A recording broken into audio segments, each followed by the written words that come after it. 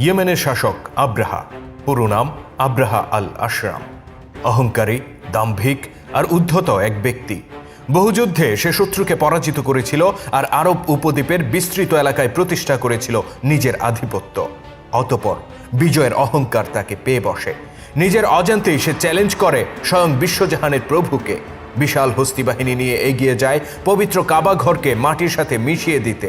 সে জানত না তার নিয়তি তাকে টেনে নিয়ে যাচ্ছে মৃত্যুর দিকে। সে জানত না তাকেই বরং মাটির সাথে মিশিয়ে দিতে প্রস্তুত হচ্ছে ঐশ্বরিক ক্ষমতাপ্রাপ্ত এক বাহিনী। ইয়েমেনের অহংকারী শাসক বাদশাহ আব্রাহার সেই বিনাশের গল্প তুলে ধরব আজকের পর্বে। ভিডিওর শেষ পর্যন্ত থাকুন আমাদের সাথে।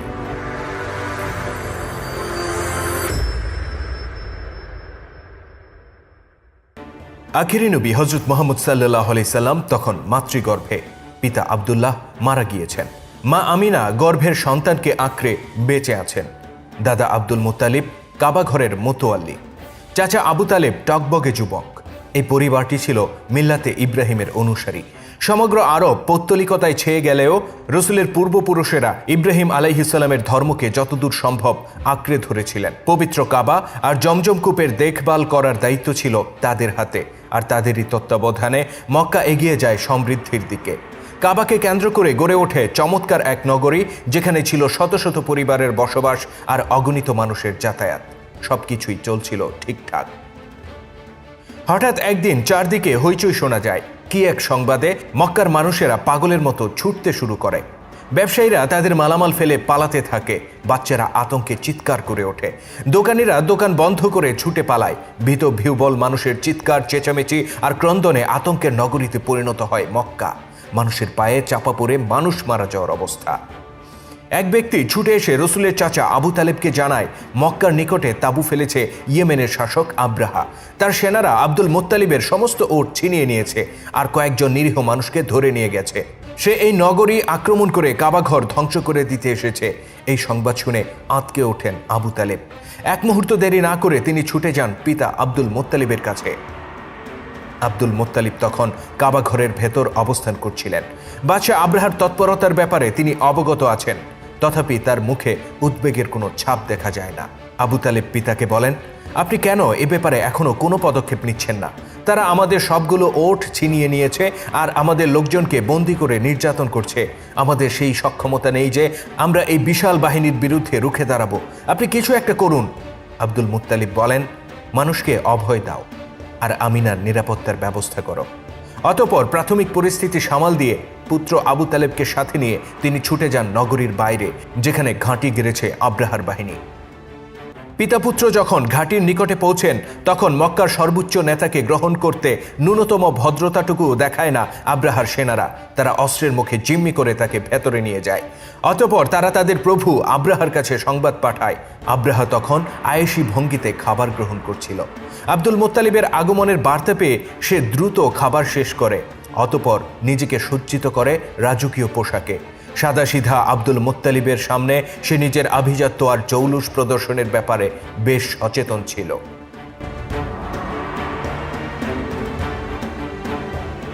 আব্দুল মুত্তালিবের কাছে আব্রাহা জানতে চায়, আমাকে বলো তো, এই কাবার পেছনে কি রহস্য লুকিয়ে আছে? কেন অগণিত মানুষ এখানে ছুটে আসে আর তোমরা তাদের সাথে ব্যবসা করে এত লাভবান হও? আমি ইয়েমেনে প্রাসাদতুল্লায় গির্জা গড়ে তুলেছি শুধুমাত্র মানুষকে ইয়েমেনের প্রতি আকৃষ্ট করার জন্য, কিন্তু তারা সেখানে না গিয়ে কেন কাবাতে ছুটে আসে? আব্দুল মুত্তালিব বলেন, আমি জানি না কি এই গৃহের মাহাত্ম্য। আমি কেবল জানি এটা এক পাথরে নির্মিত ঘর মাত্র। অতঃপর আব্রাহা বলে, আমি পাথরের এই ঘর ভেঙে ফেলতে এসেছি, তবে তোমাদের কোনো ক্ষতি করব না যদি তোমরা আত্মসমর্পণ করো। আব্দুল মুত্তালিব বলেন, আমি এই ঘরের ব্যাপারে চিন্তিত নই। আমি বরং চিন্তিত আমার সেই সব ওটের ব্যাপারে যা তোমার লোকেরা ছিনিয়ে এনেছে। আর আমি চিন্তিত সেই নিরীহ নগরবাসীর ব্যাপারে যাদেরকে তোমার লোকেরা ধরে এনে নির্যাতন করছে। তুমি তাদেরকে ছেড়ে দাও আর আমার সম্পদ আমাকে ফিরিয়ে দাও। আব্দুল মুত্তালিবের এই কথা শুনে চটে যায় আব্রাহা। সে চিৎকার করে বলে, তুমি কাবার তত্ত্বাবধায়ক, এই ঘরের নিরাপত্তার দায়িত্ব ছিল তোমার উপর, কিন্তু সে ব্যাপারে তুমি এতটুকু বিচলিত নও, অথচ নিজের ওটের ব্যাপারে তুমি কতই না উদ্বিগ্ন। মক্কার বাসিন্দাদের দুর্ভাগ্য এই যে তারা তোমার মতো স্বার্থপর ব্যক্তিকে তাদের নেতা বানিয়েছে। আব্দুল মুত্তালিব অত্যন্ত দৃঢ়তার সাথে উত্তর দেন, তোমার লোকেরা যা ছিনিয়ে এনেছে আমি আব্দুল মুত্তালিব তার মালিক, তাই আমি সেগুলো ফেরত চেয়েছি। কিন্তু যে ঘরে তুমি আক্রমণ করতে যাচ্ছ তার মালিক আমি নই, যার ঘর তিনি তার নিরাপত্তার ব্যাপারে চিন্তা করবেন। আব্রাহা জানতে চায় কে সেই মালিক। আব্দুল মুত্তালিব বলেন, তুমি যখন সেখানে যাবে তখনই এর জবাব পাবে। আব্দুল মুত্তালিবের এই উত্তরে আব্রাহা আরও চটে যায়। সে বলে, নিয়ে যাও তোমার ওট আর বন্দি মানুষদেরকে, তবে জেনে রেখো আগামীকাল যখন আমার হস্তি বাহিনী তোমার নগরীকে পিষে ফেলতে যাবে তখন তারা এতটুকু করুণাও দেখাবে না। অতঃপর নিজের ওট আর বন্দি লোকদেরকে নিয়ে ফিরে যান আব্দুল মুত্তালিব।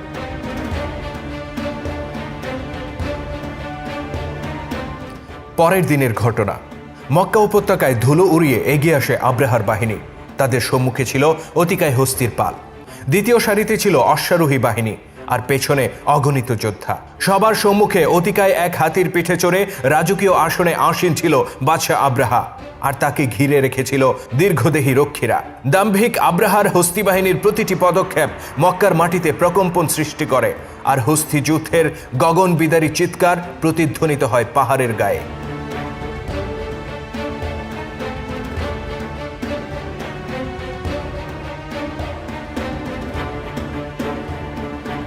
এদিকে মক্কায় তখন ঠিক বিপরীত দৃশ্য। যে মক্কা ছিল অগণিত মানুষের বিচরণ আর কোলাহলে পূর্ণ এক জনপদ, তা হয়ে ওঠে জনমানবহীন এক ভুতুরে নগরী। জীবন বাঁচাতে সবাই আশ্রয় নেয় নিকটস্থ পাহাড়ে। রয়ে যান কেবল আব্দুল মুত্তালিব।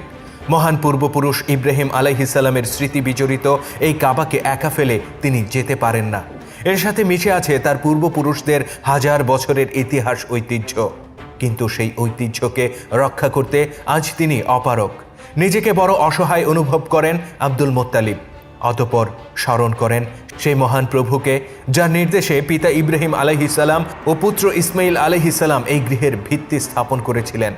আকুল হৃদয়ে তিনি বলেন, হে বিশ্বজাহানের মালিক, এ তো তোমারই ঘর, নিজের ঘর রক্ষার দায়িত্ব কি তুমি নেবে না? হঠাৎ আব্দুল মুত্তালিব চারপাশের আবহাওয়ায় কি একটা পরিবর্তন অনুভব করেন। দূরে, বহু দূরে আকাশের এক কোণে তিনি কোনো একটি ছায়ার অস্তিত্ব দেখতে পান। ধীরে ধীরে বড় হতে থাকে সেই ছায়া, আর শীঘ্রই সমস্ত আকাশ আচ্ছন্ন করে এগিয়ে আসতে থাকে মক্কা নগরীর দিকে। এদিকে নিজের বাহিনী নিয়ে সদর পেয়ে এগিয়ে আসছে আব্রাহা, কিন্তু হঠাৎ করে বেঁকে বসে তাকে বহনকারী হাতি। সে সামনে অগ্রসর হতে গড়িমসি শুরু করে। অতঃপর যখন তাকে জোর করা হয় তখন সে বিদ্রোহ করে বসে। প্রচণ্ড ঝাঁকুনিতে সে আব্রাহাকে নিজের পিঠ থেকে ছুঁড়ে ফেলে দেয়। আব্রাহা তার সমস্ত অহংকার নিয়ে মাটিতে লুটিয়ে পড়ে, আর কোনো রকমে পাগলা হাতির পায়ের চাপা থেকে নিজেকে রক্ষা করে।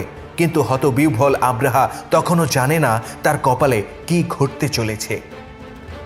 এদিকে আব্দুল মুত্তালিবের দৃষ্টি আটকে যায় সেই ঘনায়মান অন্ধকারের দিকে, যা ক্রমেই এগিয়ে আসছিল। অবশেষে তিনি উপলব্ধি করেন এরা সমুদ্র থেকে ছুটে আসা আবাবিল পাখি। সংখ্যায় তারা অগণিত। চারিদিক আচ্ছন্ন করে তারা ছুটে আসে কাবা ঘরের কাছে, আর তাকে ঘিরে চক্রাকারে আবর্তন করতে থাকে। আব্দুল মুত্তালিব সহসা উপলব্ধি করতে পারেননি তিনি ইতিহাসের এমন এক ঘটনার সাক্ষী হতে চলেছেন, যা অতীতে কখনো ঘটেনি, হয়তো ভবিষ্যতেও ঘটবে না। বিস্ময় ভরা চোখে তিনি কেবল তাকিয়েছিলেন আকাশের দিকে। অতঃপর কাবাকে ঘিরে আবর্তনরত পাখিরা তাদের গতি পরিবর্তন করে। তারা সেই পথের দিকে অগ্রসর হয় যেই পথ ধরে এগিয়ে আসছিল আব্রাহার হস্তি বাহিনী। এরা ছিল নিতান্ত নিরীহ প্রজাতির পাখি, আর তারা এতটাই ক্ষুদ্র ছিল যে অতিকায় হস্তি তো দূরের কথা, একটি গাধার তারা খেয়েও এরা পালিয়ে যায়। কিন্তু মহাপরাক্রমশালী আল্লাহ তাআলা সিদ্ধান্ত নিয়েছিলেন এই নিরীহ ক্ষুদ্র আবাবিল পাখি দিয়েই তিনি চূর্ণ করবেন আব্রাহার অহংকার। তার নির্দেশে এরা প্রত্যেকে ঠোঁটে করে বয়ে আনে অসংখ্য ক্ষুদ্র পাথর, আর এগিয়ে যায় হস্তি বাহিনীর উদ্দেশ্যে। অতঃপর মক্কা উপত্যকার আকাশ আচ্ছন্ন হয়ে পড়ে লক্ষ লক্ষ আবাবিল পাখিতে। অগণিত পাখির উপস্থিতি আর তাদের সম্মিলিত কিচিরমিচির আওয়াজ যুদ্ধক্ষেত্রে ছড়িয়ে দেয় চরম আতঙ্ক। সেই আতঙ্ক কেবল হাতি ঘোড়া নয়, গ্রাস করে ফেলে গোটা সেনাবাহিনীকে। তথাপি তারা সর্বোচ্চ চেষ্টা করে কিভাবে আতঙ্কিত প্রাণীগুলোকে শান্ত করা যায়, কিন্তু তাদের সেই চেষ্টা ব্যর্থ হয়। প্রাণীগুলো সেনাদেরকে পিঠ থেকে ছুঁড়ে ফেলে দেয় আর দ্রুত সরে পড়ে ময়দান থেকে। আর তখনই শুরু হয় আক্রমণের পালা। একযোগে লক্ষ লক্ষ পাখি নিক্ষেপ করে তাদের সাথে বয়ে আনা পাথর খণ্ড, আর মধ্যাকর্ষণ শক্তির টানে প্রচণ্ড গতিতে নেমে আসে সেই পাথরগুলো।